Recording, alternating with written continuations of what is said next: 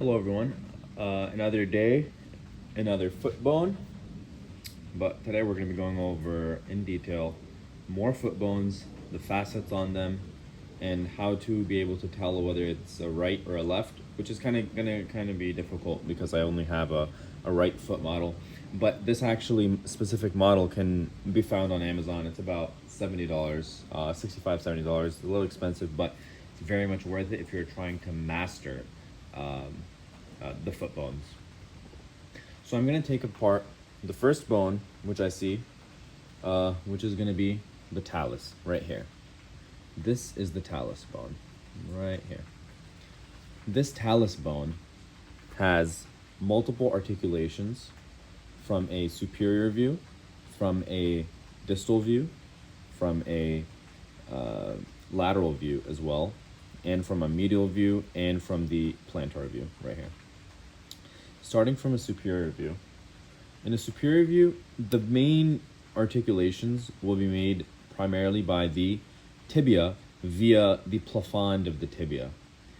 The medial malleolus is going to articulate in the comma-shaped facet on the medial aspect of the talus, and the lateral malleolus is going to articulate on the lateral articular facet for the lateral malleolus. And right here, this process right pointing out, this is called the lateral process of the talus, and it's actually non-articular, and it does not have cartilage covering it. About 60% of the talus is covered in cartilage. It's a commonly asked board exam question as well. If you do board review for practicing, one of the answer choices might come up as, hey, how much percent of the talus is covered in cartilage? And it is 60%. It's not 75, it's not 80, it's not 50, it's 60, it's roughly 60. Now, moving on to the, still staying superior, moving on more distally, this is the neck. The neck is a little narrower, whereas the body is going to be wider. Now you have the head. The head is going to articulate anteriorly or distally with the navicular.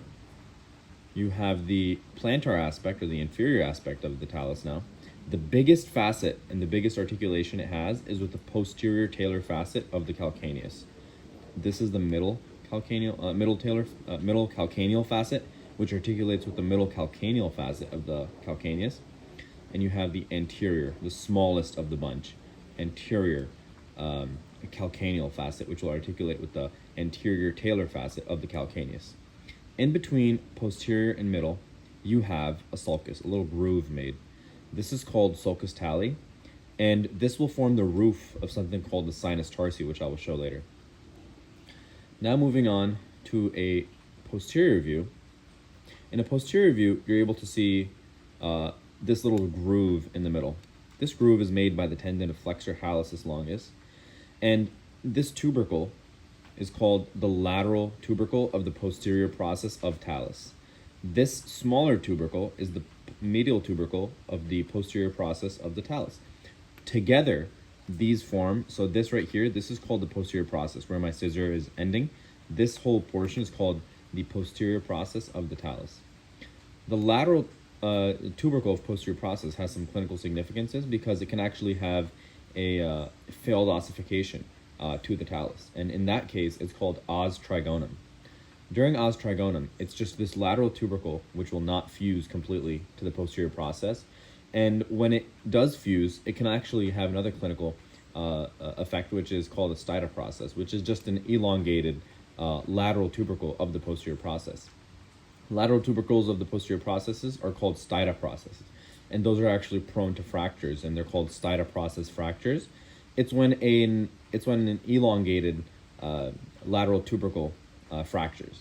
That's actually been documented. Whereas when a medial process fractures, it's called a kettle fracture. And when a normal lateral tubercle of posterior process fracture, it's called a shepherd's fracture. It's when it's a non-elongated normal lateral tubercle. So that is the talus. Moving on to the calcaneus. The calcaneus now has a superior view, has a anterior view, has a plantar or inferior view, has the medial view, and it also has the lateral view. Yep. Starting with the superior view, because it has the most going on, It has the posterior talar facet, which I said, which will articulate with the posterior calcaneal facet of talus. It has the middle talar facet, and it has the anterior talar facet. These three will articulate with the talus. In between, as I said, this will form the floor of sinus tarsi. This is of importance because a ligament actually comes here. It's called the interosseous talocalcaneal ligament. And this ligament is actually extremely important for the stability of the subtalar joint and for keeping the talus and the calcaneus closely adhered. This ligament will also limit eversion, which is quite important because you do not want an overly everted foot. It can actually lead to fractures of various different bones. I'm not going to get into that. Now we're going to look at the anterior view. So anteriorly, what does the talus articulate with? Anteriorly, the talus is going to articulate with the cuboid. And this is just the anterior articular facet for cuboid. There's no other name. Okay. Now we're going to look at a medial view. Looking at it medially, you see this little prong, like this thing shaped out, this process coming out. This is called sustentaculum tali. And on top of sustentaculum tali is the middle talar facet. And it will commonly be asked, which surface does the middle calcaneal facet of talus articulate with? And as I'm going to show now, the middle facet articulates with the sustentaculum tali. That's a commonly asked exam question. Now, I want to show sinus tarsi while I'm here. This is sinus tarsi. This, where I'm putting this is sinus tarsi. It actually forms a literal sinus, like a hole. And the ligament comes here along with so the interosseous talocalcaneal, as I said. Another blood vessel actually comes in here, which will be an anastomosis of a perforating fibular and a posterior tibial artery. And that will be called the sinus tarsi artery. And that's of importance as well, but I'm not going to get into that. Now, just so I can highlight, so when I mentioned the flexor hallucis longus tendon makes a groove between the medial and lateral tubercles of the posterior process of the talus, the same groove is going to carry its way down and form underneath the sustentaculum tali. And that will also still be flexor hallucis longus tendon groove on the inferior surface, as you can see, of the sustentaculum tali. Now we're going to take a look at a proximal view, or a posterior view of the calcaneus. So you see this little divot, so it's like a bump and then it goes in actually. This is actually where the retrocalcaneal bursa will sit. And it's mostly associated with the superior facet of the calcaneus. This is the superior facet. So, yeah, here you have the area where the retrocalcaneal bursa would be found. Hagelin's deformity is commonly associated with retrocalcaneal bursitis, which is the posterolateral aspect of the superior surface of the calcaneus. It's an osseous prominence, which will protrude from roughly this area, which can cause retrocalcaneal bursitis. Now we move on to the middle facet of the posterior aspect of the calcaneus. This is where the calcaneal tendon inserts, which is a combination of the plantaris, soleus, and gastrocnemius tendons. And right here, you have the inferior facet. This is where the fat pad is. Now we're going to look at the plantar aspect. Plantar aspect of calcaneus is showing here that we have the calcaneal tuberosity, which is this thing right here, this giant osseous prominence. This is the lateral process of calcaneal tuberosity, and the medial process of the calcaneal tuberosity. The medial process of the calcaneal tuberosity is most commonly associated with calcaneal spurs, and this model actually subtly shows that. Right here, in this hump right here, this is referred to as the calcaneal tubercle or the anterior tubercle. This is also the origination and attachment for many ligaments, which I will not get into. Now we're going to look at it from a lateral view. Laterally, you can see a few things, not that many. Right here, you have the fibular trochlea or peroneal notch. Then you move on to here, this area right here, this little bump. It's seen in some people, not in others. This is referred to as the retrotrochlear eminence. Now, the significance of the peroneal notch, or fibular notch, or fibular trochlea as it's called, or fibular tubercle even, that the fibularis brevis is going to be on top of it, and fibularis longus is going to be on the bottom. That's the significance. I'm now going to move on to the navicular. Now, just to show for demonstration purposes, this is roughly how the head of the talus articulates with the proximal aspect of the navicular. The navicular is found medially, on the medial aspect of the foot, and it will have a few features. So this is the proximal aspect. The proximal end is concave, the distal aspect is convex, and the distal aspect also has these articular surfaces for the three cuneiform. So the largest of the bunch would be the medial cuneiform, and then the other two would be relatively same in size. So here you have the navicular tuberosity. This is going to be the attachment point for many ligaments and muscles. So one of the muscles which we'll insert upon here is going to be just tibialis posterior, and the ligament which will attach is going to be the spring ligament upon this tuberosity. This tuberosity can actually have a failed ossification, and in that sense, it is referred to as os tibiali externum. Os tibiali externum. Now, as I said, there's the proximal aspect, which is concave, articulating with the head of the talus. The distal aspect, which has the articulations for the cuneiform. So this would be the medial cuneiform, intermediate, and lateral cuneiform. On the plantar aspect, there's nothing really going on.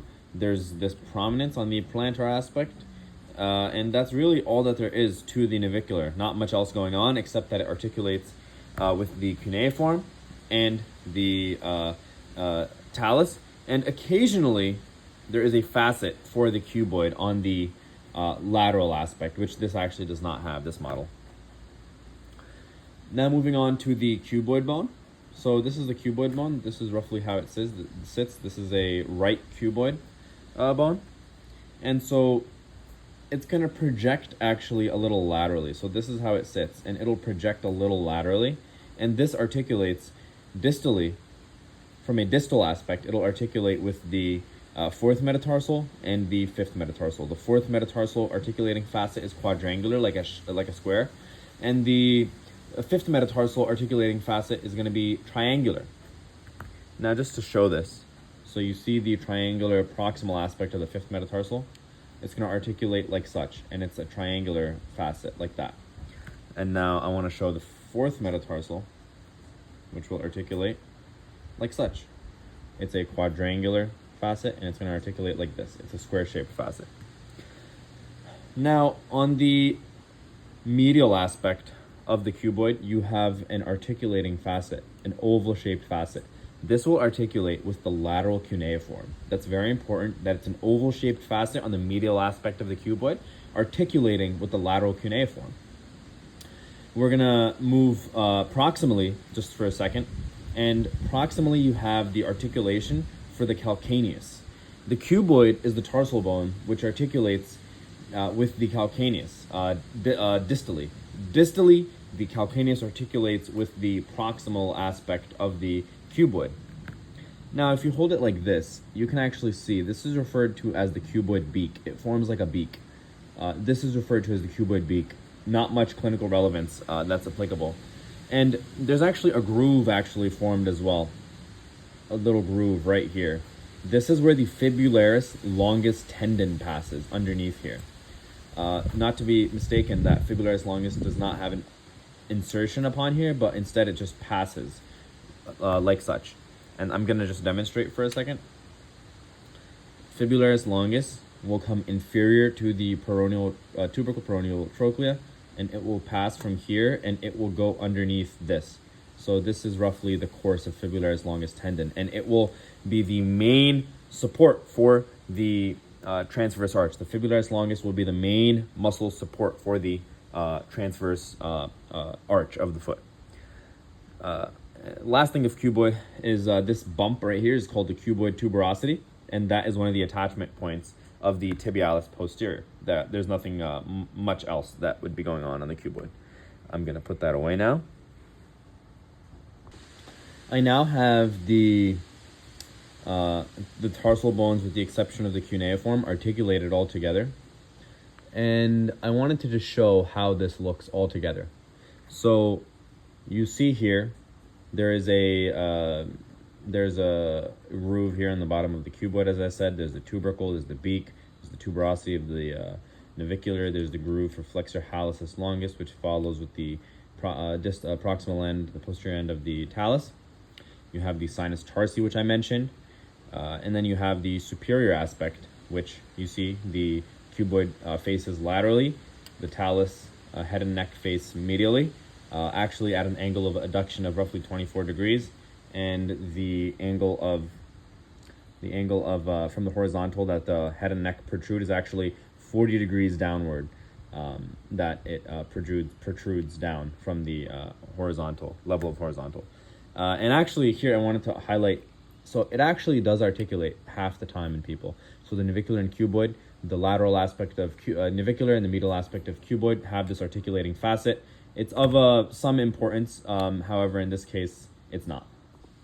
I now have the cuneiform within my hand, and it's of importance that we actually go over this. Let me just make sure I am orienting myself correctly. Yes. Yep. Okay, so this is the cuneiform. This is how they sit: medial cuneiform, intermediate, and lateral. Now, we're going to start with the biggest one. We're going to talk about its proximal and distal and medial, lateral articulations. So, medially, the medial proximally the medial cuneiform will have a pear-shaped facet, and it's concave, articulating with the navicular. Laterally, the medial cuneiform will have this facet, this L-shaped facet, which it will articulate with the intermediate cuneiform with. This is, you see the L-shaped facet, this L-shaped facet, it will articulate with the intermediate cuneiform laterally. Distally, or anteriorly, it'll have a kidney-shaped facet, and this kidney-shaped facet will articulate with the first metatarsal, the base, the articulating facet for the first metatarsal. And the hilum of this kidney is going to face lateral. That's important to know. And you have this tuberosity, medial inferior surface of the medial cuneiform. This will be the insertion point of the tibialis anterior. So the tibialis anterior has two insertions. It's the medial and inferior surface of the medial cuneiform and the base of the first metatarsal. And this actually highlights that pretty well. And I'm going to show that just a second, just as a model. So you see, this is how the medial cuneiform and the first metatarsal articulate so nicely. It's going to be roughly around here where the tibialis anterior would attach. Moving on to the intermediate cuneiform. I am having them together just for orientation reasons. So medial cuneiform, intermediate, and lateral. Intermediate cuneiform is going to be sandwiched in between the medial cuneiform and the lateral cuneiform. Distally, the intermediate cuneiform articulates with the second metatarsal like such. And important to know is that what are the total number of bones that the intermediate cuneiform articulates with. Intermediate cuneiform is going to articulate with 1, 2, 3, 4. It's articulating with these 4 bones: navicular, lateral cuneiform, second metatarsal, and the medial cuneiform. That's of importance.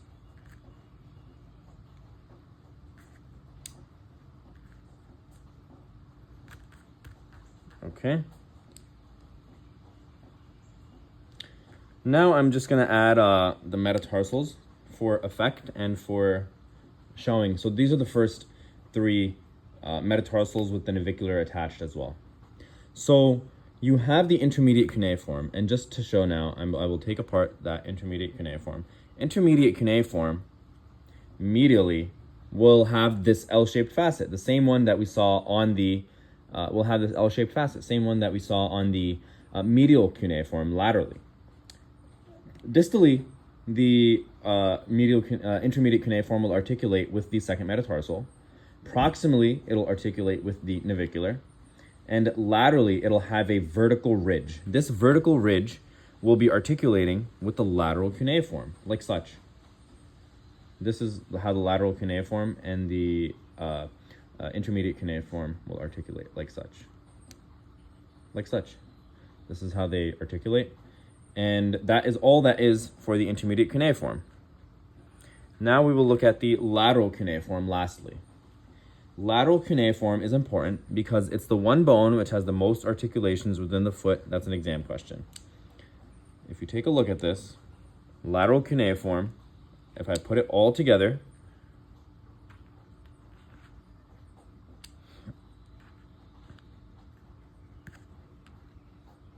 lateral cuneiform, these are the articulations of the lateral cuneiform. I have the first four digits and the first four metatarsals articulated with the three cuneiform, the cuboid, and the three cuneiform, the cuboid, and the navicular. Here I have the complete set of articulations the lateral cuneiform forms, and this is very important. You have to orient yourself from a superior aspect, looking down, what bones does said bone articulate with, and from a plantar aspect, what bones does said bone articulate with. That's the key to mastering the number of bones, the articulations, and then moving forward, the joints that those articulations make. So from a posterior aspect, what two bones does the lateral cuneiform articulate with posteriorly? Lateral cuneiform will articulate with the navicular and the cuboid posteriorly. Medially, the lateral cuneiform will articulate with the intermediate cuneiform, and anteriorly and anteromedially and anterolaterally, it'll form with the second metatarsal, the third metatarsal, the second metatarsal, and the fourth metatarsal. So what are the total number of articulations for the lateral cuneiform? Let's count. You have navicular, 1, cuboid, 2, fourth, second, and third metatarsal, that's 5, and now you have intermediate cuneiform, 6. The lateral cuneiform has 6 articulations with 6 different bones. That is very important. And that is, there are some lone cases of the lateral cuneiform fracturing. It's seen in the literature. However, that's not applicable in this case right now. So now that we've seen lateral cuneiform, let's just take a look one last time at its facets. So you have the vertical facet for the intermediate cuneiform on the medial aspect, and you have the oval facet, which will articulate with the oval facet of the cuboid, like such. And that is the cuneiform, the navicular, and the cuboid, which I have just gone over. And I actually just want to slowly go over the rays, which I talk about in a different video of mine. So these are actually, what's going to be the ray is what I'm showing right now. This is going to be the rays. This is the rays. What I'm showing right now, I'm going to zoom in. I'm going to zoom in right here. These are the 5 rays. These are the 5 rays. So you have rays 1, 2, and 3 made up of the metatarsal cuneiform, and metatarsal cuneiform. First 3 rays. These are important for the medial longitudinal arch. Now you have the 4th and 5th ray, which are just the metatarsal, no cuboid involved. That is important for the lateral longitudinal arch. But that's not all that constitutes lateral and medial. I say that in another video. What I now want to go over is the metatarsals. First and foremost, we will go over the articulations the metatarsals make. So you don't really associate metatarsals, adjacent metatarsals articulating with one another, but they do actually, in fact. Starting with the first metatarsal. The first metatarsal will have 1 articulation here and 1 articulation here. Proximally medial cuneiform and distally the proximal phalange. It does not make an articulation with the second metatarsal. I believe that's commonly mistaken, but it does not. It does not have a facet. It possibly can in an anatomical variation. It can very much so have that variation, but it does not otherwise. Secondly, we move on to second cuneiform. What's important to know about second cuneiform is it's the one metatarsal which has the most articulations out of any other. And I'll show you those articulations now. So it's articulating with the medial cuneiform, it's articulating with the intermediate cuneiform, it's actually slightly articulating with the lateral cuneiform here. So you see that very little articulations here. And it also articulates with the third metatarsal, and it also articulates with the proximal phalange. So how many total articulations does second metatarsal have? It has 1, 2, 3, 4, 5. 5 articulations that the second metatarsal makes. Out of all the metatarsals, it has the most articulations. Now we move on to the third metatarsal. Third metatarsal will have articulation proximally with the lateral cuneiform, laterally and medially with the fourth and second metatarsals, and distally with the proximal phalange. So how many articulations does third metatarsal have? It has 1, 2, 3, 4, and that is it. It's the 4 articulations. So let's count that again. 1, 2, 3, and 4. Now we're going to go over the fourth metatarsal. The fourth metatarsal also has an equal number of articulations that the second metatarsal has, and I might have misspoke, but second metatarsal and fourth metatarsal have the same number of articulations, and that's 5 articulations. I'm going to go over them.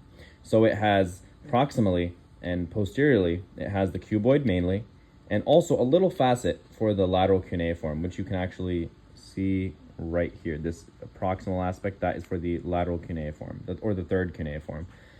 Now, laterally, the fourth metatarsal will articulate with the fifth metatarsal. Distally, it'll articulate with the proximal phalange, medially with the third metatarsal, and posteromedially with the lateral cuneiform. So that's 1, 2, 3, 4, and 5. 5 articulations for the fourth metatarsal. Okay, now, moving on to the last metatarsal, we will not be going over phalanges except possibly some of the first digit ones. But now for the fifth metatarsal is very distinguishable because it has the tuberosity. And when the tuberosity fails to fuse, it's referred to as osvalenium, if I'm not mistaken, os something.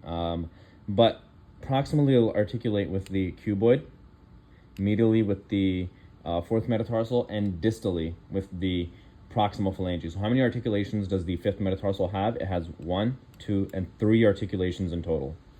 That is all the articulations of the 5 metatarsals.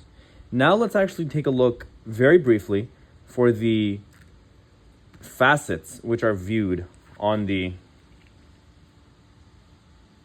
This is actually very nicely, I'm trying to show, but so there's actually a curvature. There's a curvature roughly. So this is roughly the curvature that the foot takes. So first, from a proximal view, the kidney-shaped facet of first metatarsal, and then the the triangular-shaped facets of the second and third metatarsals, and the quadrangular facet for the fourth metatarsal, and the triangular facet for the fifth metatarsal once again. I'm going to briefly show the articulations of the first metatarsal from a completely closer view. So one thing, there's many minute osteological findings upon each metatarsal. One thing I will show though is that in plantar view, the metatarsals are very concave. I'd say the first one being the most concave. You have the crista, which is in the middle, which is the attachment point for many of the plantar aspect of the deep plantar muscles, etc. I'm not going to get into that, but this is the crista of the first metatarsal. You also have this concave shaped round, so it really forms like a functional hinge joint when it articulates, so it rolls like this, like such. That's really all that there is. There's no other facet for second metatarsal, as you can see on the medial aspect. Second metatarsal is the hardest, I'd say. And I will show actually why it's the hardest, I'd say. So because second metatarsal articulates with so many bones, so distally it'll be the proximal phalange, medially it will be, actually won't be the first metatarsal, but proximally it'll be the intermediate cuneiform, and laterally it will actually be multiple bones, and I'm going to show. So let's make this dorsal and let's make this plantar. From a dorsal aspect, the dorsal facet is here, the dorsal facet and large, and the smaller plantar facet. So there's actually halves. So there's the distal portion of the dorsal and distal portion of the plantar facet. And there's actually the proximal portion of the dorsal and the proximal portion of the plantar. So the distal portion of the plantar, the distal portion of both will articulate with, and I'm going to show,